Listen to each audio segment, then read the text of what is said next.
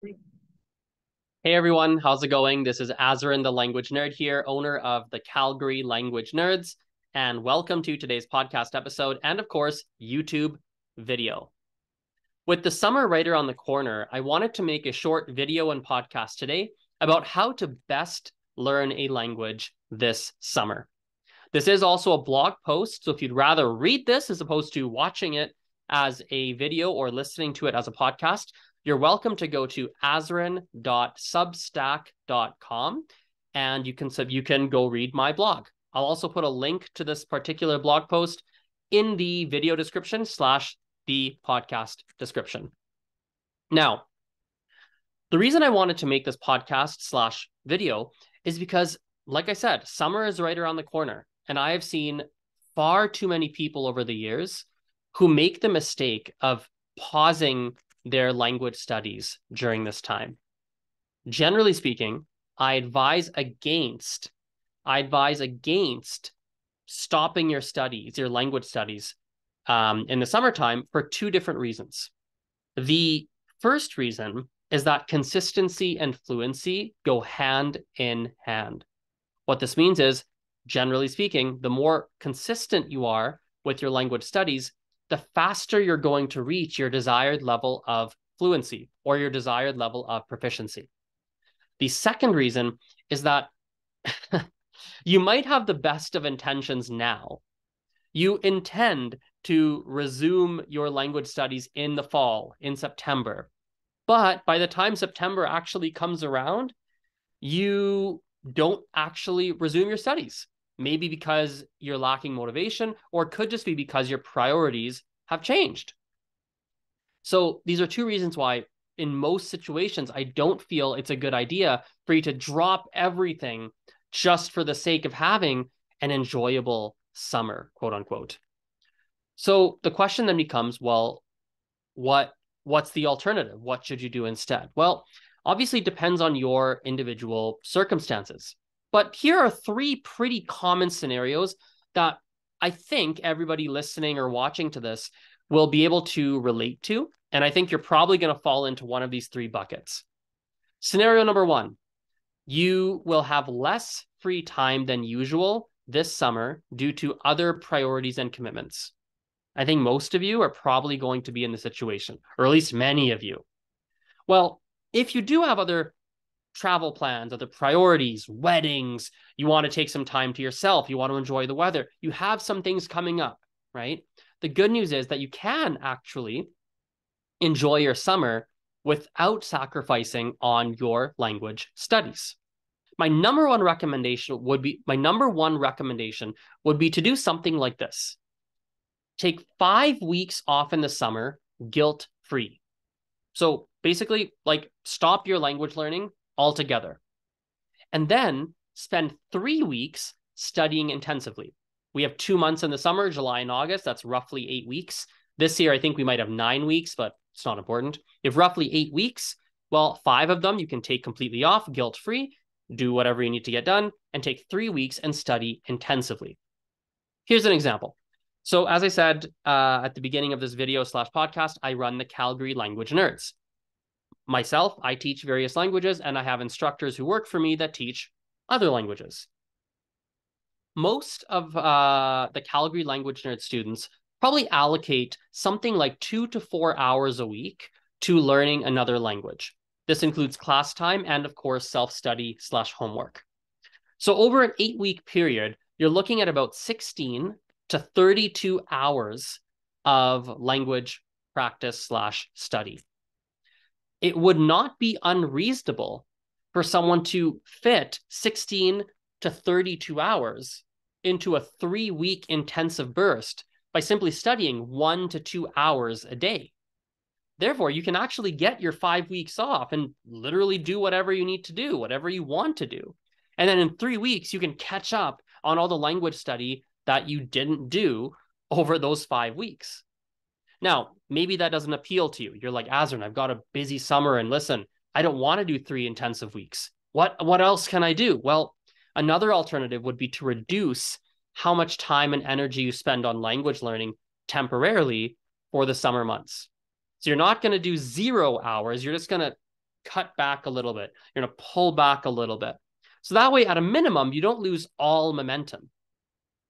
To be honest, this is a worse option than taking 5 weeks off and then doing a 3-week intensive burst. It is a worse option, but it's still a viable choice. And it's much better than not doing any practice at all for 2 months. Okay, let's move on to scenario number 2. Scenario number 2 is your schedule isn't really changing much this summer. Whatever your schedule looks like now is, roughly speaking, what your schedule is going to look like in the summer. Well, in this case, it's pretty straightforward. Maintain whatever your current study routine is. Now, maybe you don't have a study routine. And if you don't have one, well, this is the perfect time to establish one. Here's a guideline you can use. I would say plan on dedicating at least 2 to 5 hours a week to learning whatever language you're trying to learn. I would recommend spending your time primarily on a combination of listening to podcasts or watching videos that are at your level, reading stories, articles, or graded readers, again, that are at your level. That's important. Speaking with patient, that's important, patient fluent speakers who are willing to take the time to help you learn, and writing about topics of personal interest. Just make sure that when you're writing about things that you're writing about topics that you know most of the words that you would need to write about and most of the grammar knowledge you would need to write about as well. So if you're an absolute beginner, this is not the time to write an in-depth essay about whatever topic that crosses your mind. No in-depth essays for very beginner speakers, for example. Now, you may also want to spend some time reviewing, practicing, or learning some grammar rules. Just keep in mind, if you do go down that route, for most people, I don't recommend spending too much time on grammar drills. As a general rule of thumb, I would say allocating approximately a maximum of 1/3 of your total study time on grammar drills. That's probably the maximum. I would say that's a good general rule to follow. And you guys are always welcome to contact me, by the way, if you want help creating a personalized study plan for you. Simply visit azrenthelanguagenerd.com/contact. That's AZ or Z, REN, thelanguagenerd.com/contact. And you'll see every single way you can contact me there. Email, Facebook, etc., etc. Now let's go to scenario number 3. And this is my favorite scenario of them all. You will have more free time this summer than you usually do. Okay. If you're going to have more free time this summer than you usually would, I would highly, highly recommend dedicating more time and energy to language learning than you typically do.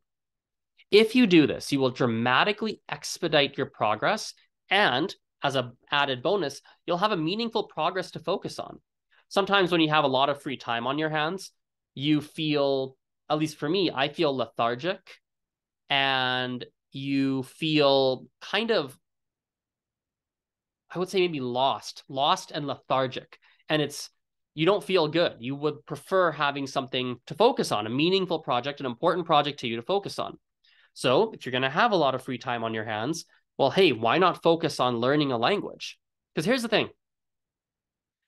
If you, as I said earlier, if you really get serious and dedicated and disciplined this summer, you will really progress a lot. You know, for example, when I was learning Spanish, I moved from a mid to high, a mid to a mid beginner level. There we go. We got there eventually. I would say a mid beginner level, roughly speaking. Sorry, mid intermediate. I moved from a mid intermediate level to an upper intermediate level within a single month. I'll say that again. I was at a mid intermediate level, roughly speaking.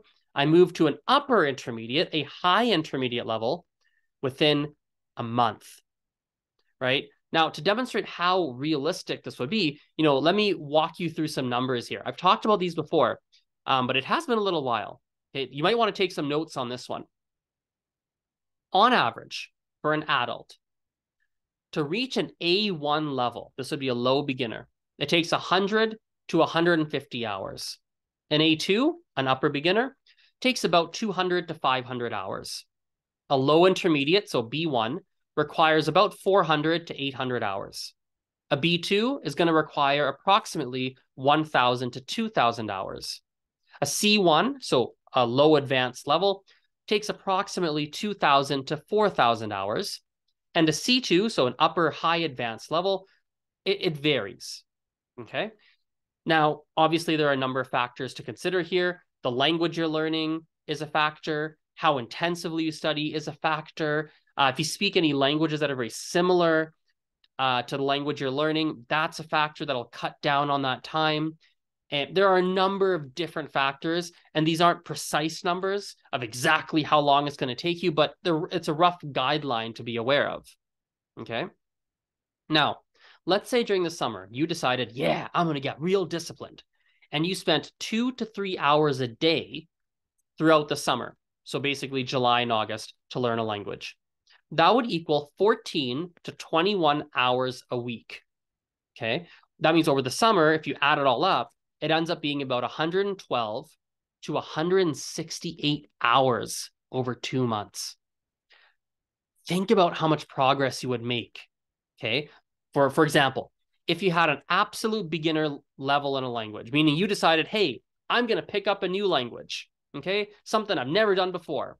Well, you would probably, if not certain, you would be all but guaranteed to reach an A1 level. You'd reach that first level of proficiency of the 6 levels. That's pretty good. If you had a mid A2 level, it's a very common level for people to have.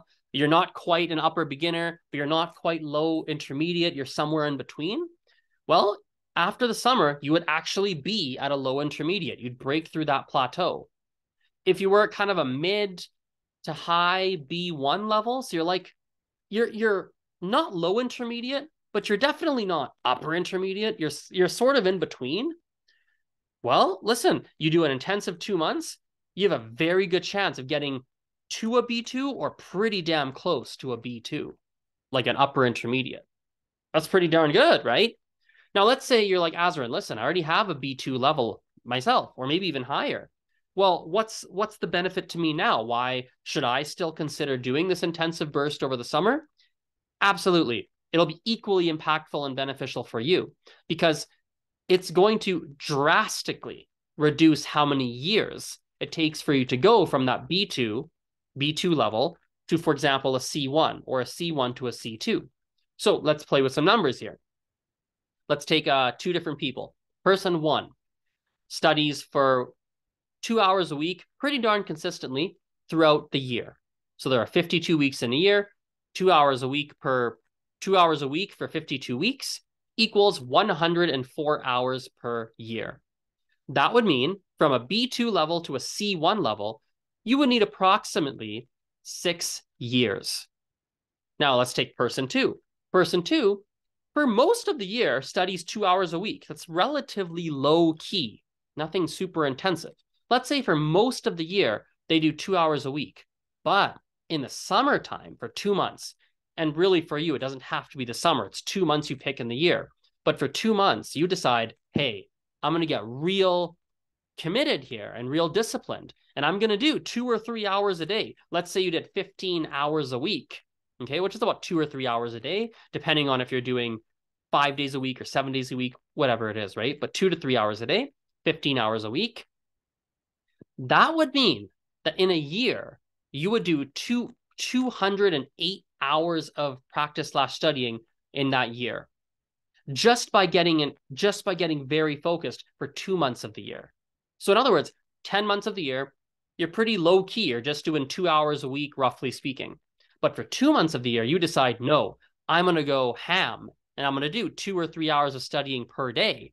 And all of a sudden, you're going to go from, instead of doing 104 hours of studying in a year, you'll do 208. That's double. Without doubling your weekly amount of studying.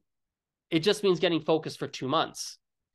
So in very simple terms, using the scenario I just laid out for you, if you get disciplined for 2 months, you would double your yearly study hours and, most importantly, cut the time needed to reach a C1, for example, in half. You would cut it in half.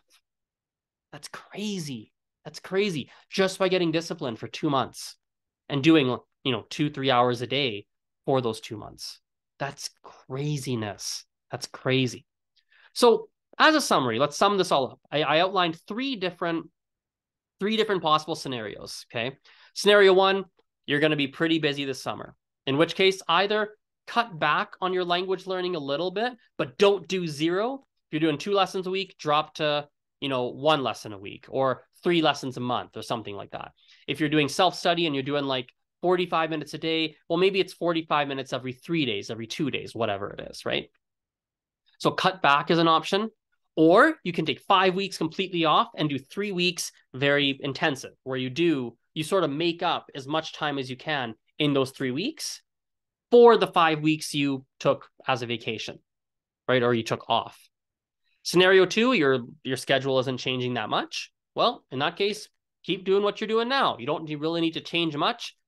Stay the course, right? Stay the course. Or if you don't have a great study routine, this is the time to set one up for yourself.